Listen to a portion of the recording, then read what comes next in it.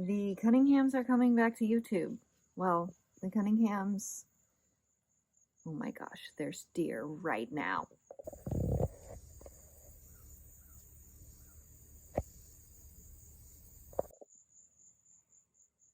Missed it. They just crossed the road. We're coming back to YouTube because that's our life. It is random, and there are so many, it's just very different. Our life is very different than a lot of people's lives. What's going on, ladies? Hey, can you yell at those goats that are killing our orchard? Goats out, cows out. Cow on the front porch eating my flowers. Oh my god.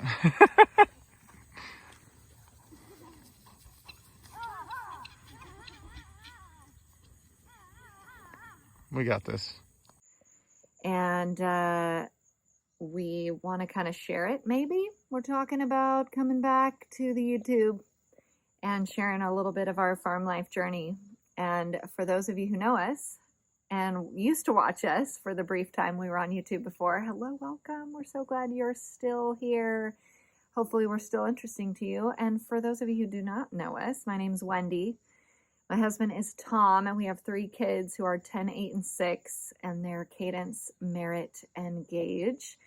And we moved in 2017 from Northern Nevada, the Tahoe area, where my husband had previously been a firefighter, to the middle of nowhere, Tennessee, Middle Tennessee, where we bought an 84-acre farm. And just to paint a little picture so that you get the full scope of a little bit of me, we previously lived in a big giant house in a gated community on a golf course at the base of the mountain. And now we live in an old farmhouse that we are slowly but steadily trying to make nice and piece together. And this place is just nuts all the time. Like, and I know there's lots of people. My husband's now a real estate agent, as well as the CEO and founder of a tech company. I have an online business. I'm also a writer, author. Sometimes I'm a speaker. I'm a podcaster. We have like a bunch of things, we homeschool. Just a lot of hats that we wear around here. We have cattle, goats, chickens, peacocks, cats, dogs, probably guineas, some other things. And they change. The things that we have change here. But we moved here and didn't know, actually did not know the first thing about getting back to the land and homesteading. But we knew that we were kind of at the beginning, I like to think, of like a giant movement. And my husband now being a real estate agent, there are so many people coming from cities and places all over this country to Middle Tennessee to get back to the land, whatever that means, and be more independent and self-reliant. And we are watching that movement take place. And so I know that there's this like stirring and this calling for people to do this. And so we thought, you know what, we're like a minute ahead of those people in terms of learning and figuring this out, which is to say, we just want to bring peace to anyone who might be on this journey or considering this journey, that you don't actually have to know what you are doing to be kind of sort of successful at this. And I actually was like, oh, I'm going to wait to do this video and to walk you all through where our farm is at today. Because we just had cows out, which is a regular occurrence around here, and goats out at the same time. It was just an absolute free-for-all when we got home from the zoo today. So there's like poop in my walkway, and our mower broke, and we have 84 acres. So our grass is all gone to seed because we have to get a trailer to take the mower in, but we just realized it was broken yesterday when we went to mow, so it's all shaggy. And we just got chicken tractors dropped off, so they're just sitting in my front yard, stuff like that, where I was like, let's just wait until it's all cleaned up. And then I thought, you know what, that's not real. That's not real life. We're going to show you real life around here, folks. And real life is shaggy grass and poop. I don't know how else to break it to you. So I'm going to start this fun adventure with you and me and us, our family, and just give you a little tour of the farm and show you that anybody can do what we're doing if you're willing to just laugh a lot and pray a lot and laugh. Did I mention that? So let's go check it out. Front porch. We've got tiny baby kittens. Here's Mama. We've got containers on our front porch, and we're always under construction at my house. We've got a fruit picker here. That's our vet bag. We're ready to roll. Ice chest from a boating adventure, and every farm is complete when you have a rusted out epic camo farm truck. Scarlet. This is Scarlet. She is 2. She's new here. Well, she's been here since she was a babe, but she's new since last time we were doing this. Do you love the kitties? Aren't they fresh? Hi, baby. Oh. Shaggy grass. Chicken tractors that were dropped off. Poop from said cow that got out. Many. You see all the poop? It's great and exciting. So chicken tractors, the goal here with the chicken tractors is we have some areas in our yard where we need to reseed the grass, but we can't reseed the grass because the chickens will eat the seed. So we're going to trap them in this rolling cage and just move them around. We also have some young peacocks that need to stay away from the chickens. And we need the chicken coop where the peacocks currently are to put new baby chickens that we just got in the coop. So we are hoping this solves our problem. Also in my front yard is remnants from our 4th of July party. Why it's in my front yard, we're unclear. I told my husband that I did not ever want to be the people who have like just things in their yard where the grass just grows up around it. But I guess I don't get a vote. Oh, and that moves hay.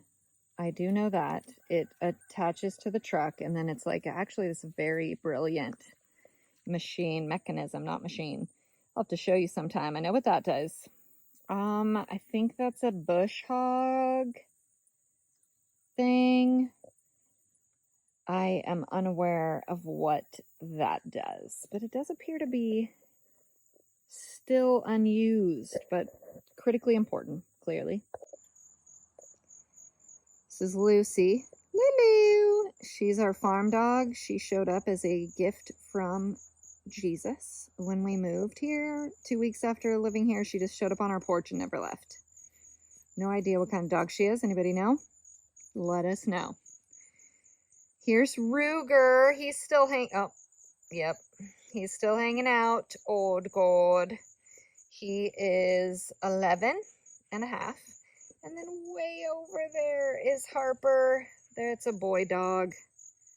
They're both golden retrievers. Harper is 12 and a half, and he's named after Ben Harper, which is why he has a girl's name.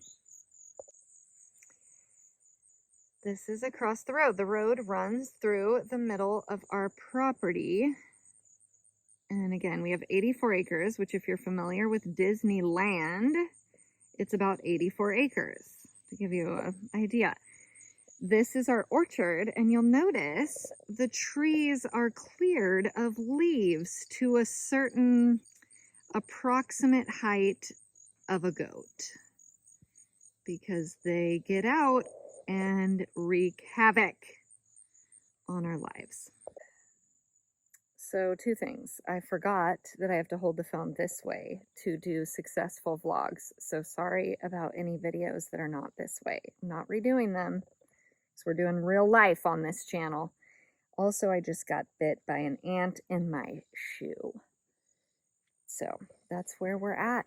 That's where we're at. I have done the last video that I did was about homeschool. We're on our 5th year, just getting started in our 5th year of homeschool. And I never thought I'd be a homeschool mom ever in my life. But, you know, God said I would be. And so here we are. And actually, I love it. Today's Tuesday as I'm recording this. And it just so happens that yesterday, Monday, I was like, this is too early in the year and too early in the week for me to want to 100% quit homeschooling. But my daughter is coming up to 11 years old and she's got some tude coming in hot. And I am struggling to get through a lesson. That's how the homeschool journey is going right now. We're enjoying it, but no, we really do appreciate today. We went on a field trip to the zoo with a couple other families. We try to do that twice a month.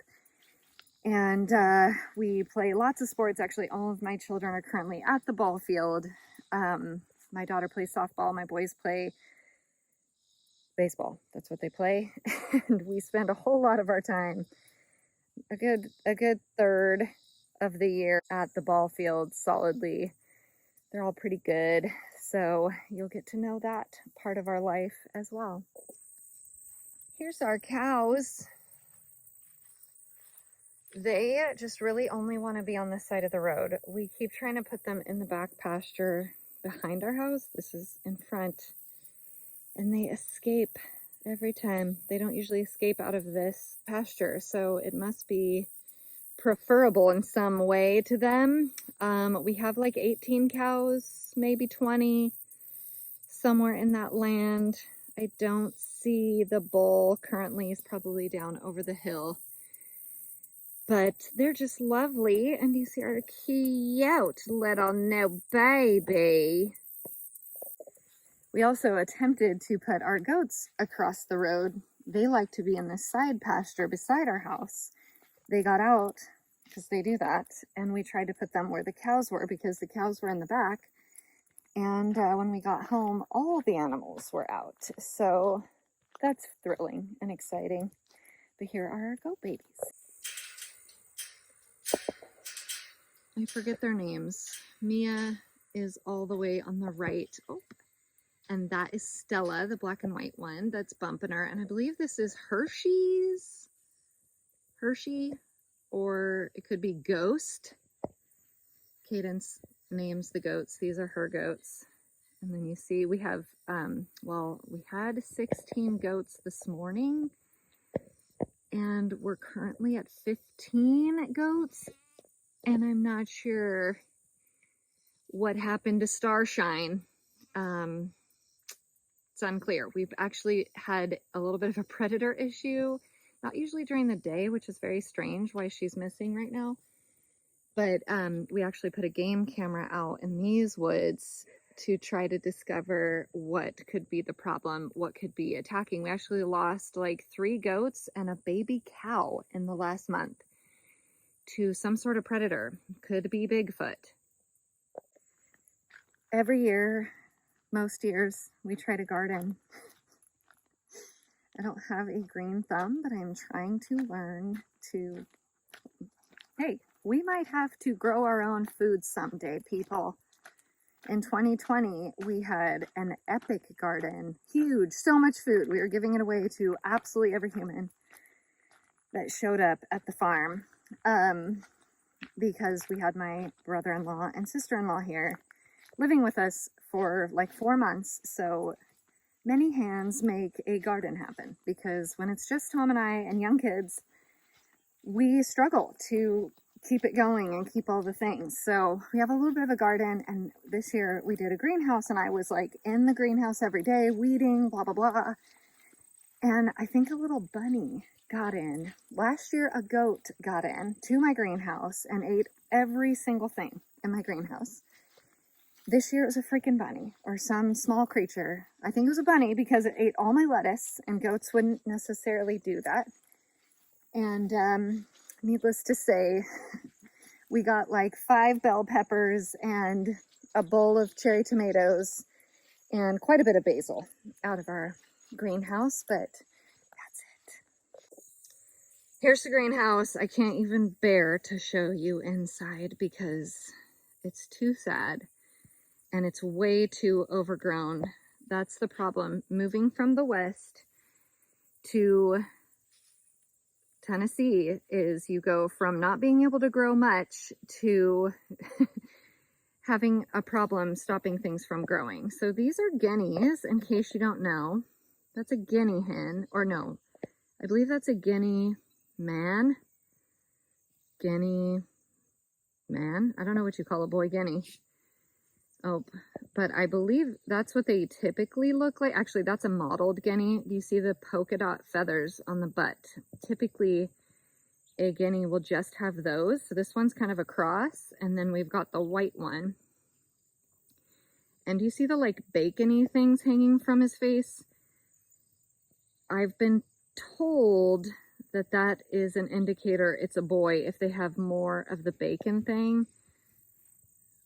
That one seems to have a lot of bacon too, but some of them don't have as much bacon. And perhaps that's how you tell the gender. I'm unsure. We did grow, I don't know what Scarlett is trying to get at. What you got, girlfriend? Do you have a bunny that's eating my greenhouse? Oh, I'm afraid. Please don't let it be a snake. What do you have? What is it? What is it? What do you have? Oh, good Lord. What is it? What is it? What you got? What is it, Scar? What is it, Scar? I cannot see what it is. It is now under the door, so I think that means it's in the greenhouse. Okay, I couldn't stand it. I had to show you. So these are very just huge pepper plants that they're like, I think they're overwatered. Look how tall they are, my gosh. There's some in the middle there, and then all of that is tomato back there. This is tomato here. There's a little bit of lettuce still coming up. A little bit of lettuce that way. Some very tall basil in the back over there. But then like tons of grass. Tons of grass. It just comes everywhere. Look at this. OMG.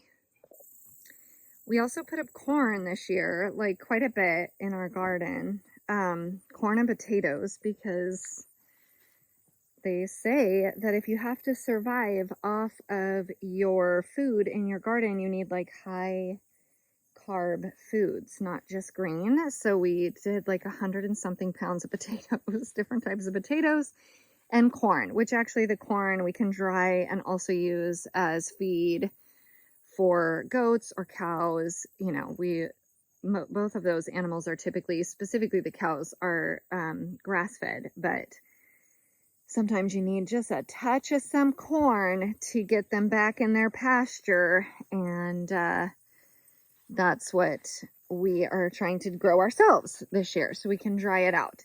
Here's our little dairy cow baby. This is Hazel. Hi, Hazel. She's got some weeds up here too. Hi, Hazel. How are you, sweetie? Where's your friend? Here's Debbie. So we got Hazel and Debbie. Hi, Debbie. How are you doing? Oh, you're so pretty. They're super sweet. So they are babes. So they don't put out milk yet. They put out milk. Once they grow up, I don't know how old they are, younger than a year. When they get pregnant, they then have a baby, and then once they have a baby and you wean the baby, you can keep them in milk. The thing with dairy cows is they're actually really expensive to buy as adults because they have to be trained specifically to be able to touch them, pet them, touch their udders, all of that good stuff. And they're about $2,500 depending on the cow. And so we got two, I think for like $300 or $400 for two babies. I could be wrong, could have been $500, but obviously way less. But you have to wait. It's kind of like a sweat equity situation. You have to wait for them to come into milk. You have to train them. And we figure, hey, if the world ends, we have plenty of milk and things we can make from milk. And if it doesn't end in the next year, then we'll sell 1 or 2 trained dairy cows for some profit. But they're very sweet, and you're supposed to pet them and love them and treat them more like a pet, and so we do. We have 1 million black cats here. We had one black cat that produced many black cats, and they keep producing black cats. So we have a lot of black cats around here. Here's some typical guineas. And Scarlet chasing the guineas. Scarlet. They look to have quite a bit of bacon on their face also. Perhaps I was lied to about the gender. I'll have to look it up. All of our chickens just free reign. That one is named Rosie. That's all I know. I don't remember the other names of any of our chickens, but they just come. We actually do have a coop. It is open, but we don't close it.